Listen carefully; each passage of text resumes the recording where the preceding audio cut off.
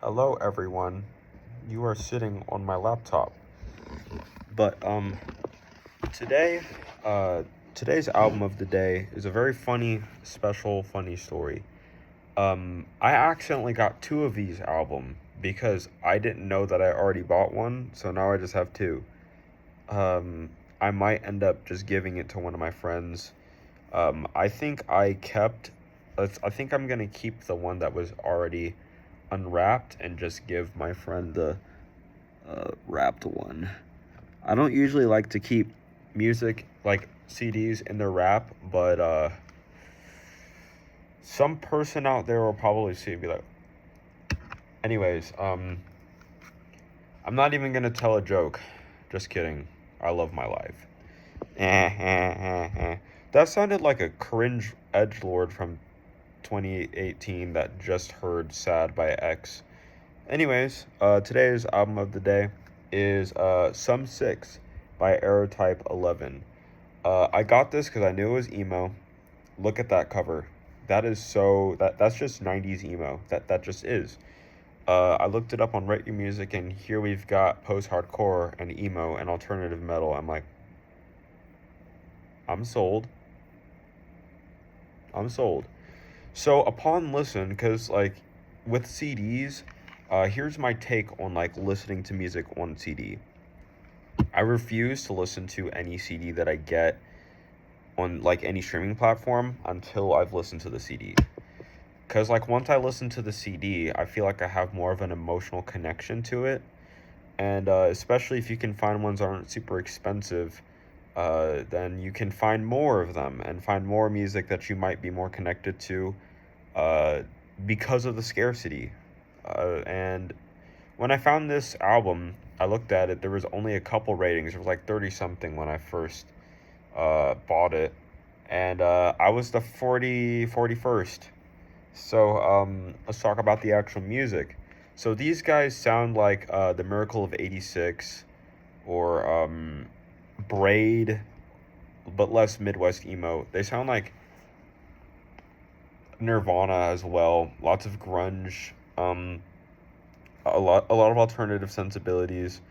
But most of all, they sound like At the Drive-In, minus vocals.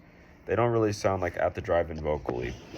But let me tell you some of the songs that I liked. The very first song brought me in so much that like I stopped and I was like, "What the fuck? This album is good. If you like '90s emo, you will absolutely love this album." It just like the guitar layering and the chord extensions are like what exemplifies 90s emo for me, and these guys did it very well. Um, Songs were really easy to follow. They weren't like difficult to listen to. The song "As Far as I'm Concerned" is a great song. "You're So Great" and "228" were the best songs on this whole album. "Adventures in Conversation" and "Close Enough for Rock and Roll" were also pretty good. Um, but yeah, no complaints about this. Genuinely, I feel like this was a very well written album. For those that like '90s emo, like even Sam I Am or Knapsack, because Knapsack is metalcore, but if you like those guys, I feel like you would also be drawn to this kind of music as well. In that case, I'd probably also say Poison the Well was also a good example of like music that you would listen to and still be drawn by this.